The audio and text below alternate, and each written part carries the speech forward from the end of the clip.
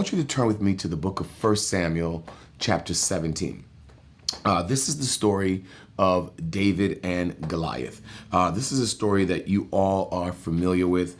I don't know about you, but I've been hearing this story since I was a child, since I was a kid. I've been exposed to this story.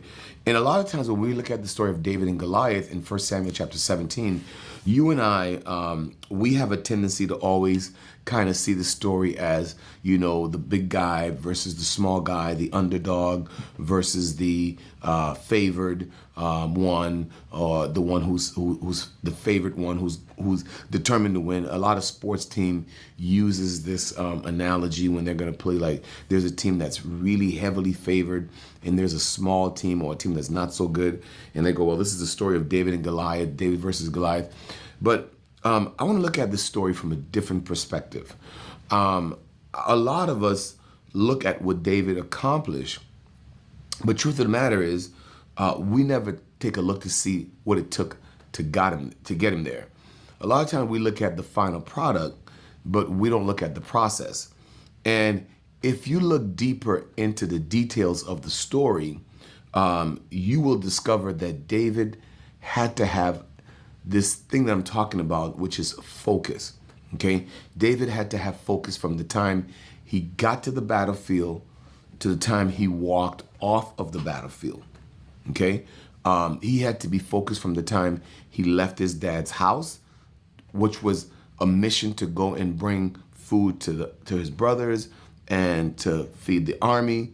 But when he got to the battlefield, he understood his assignment had shifted from being a food carrier to becoming the carrier of a nation's destiny. There are assignments that you and I will end up having. When we started out our lives, that was not what we thought was going to happen, right? And then all of a sudden now, through a series of turn of events, through a series of things that has happened, we find ourselves assuming a different role. Now, pick it up in 1 Samuel chapter 17. I'm going to pick it up in verse 20. It says, "So David arose early in the morning and left the flock and the keeper and took the supplies and went as Jesse had commanded. And he came to the circle of the camp while the army was going out in war, battle array, shouting the war cry.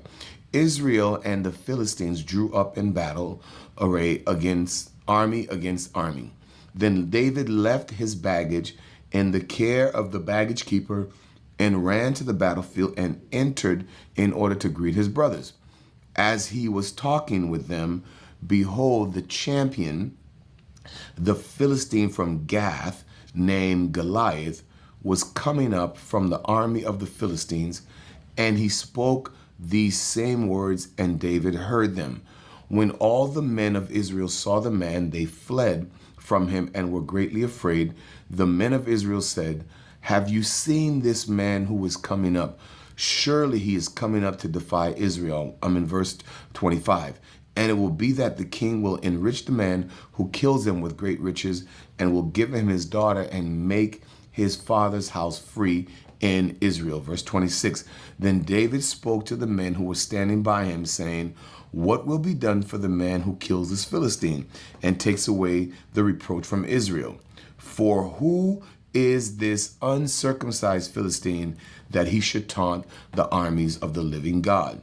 The people answered him in according with the word, saying, 'Thus will be done for him.'" Now, verse 28. "Now Eliab, his older brother, when he heard to the men, when Eliab brother heard when he spoke to the men, and Eliab's anger burned against David, and he said, 'Why have you come down?